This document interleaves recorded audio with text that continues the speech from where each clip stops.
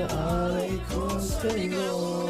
Bago ka tuluyan ng magsalita, bunutin mo muna yung plug ng mikropono. Baka pwede mo munang ibaba sa makinig. Di ko malaman ang yung dahilan kung saan ba talaga ang pinagmulan. Mga galit na yung nararamdaman, medyo malabo dahil di mo naman ako kilala. Puro na lang sabi na sabi, sinungaling mong labi. Mga salitang hinahabi, simula nang ako'y naghari. Dahil ba sa di mo talaga ma sabayan ang mga salita na sinulat tayo mo kapag maiba. Inggit ka siguro ang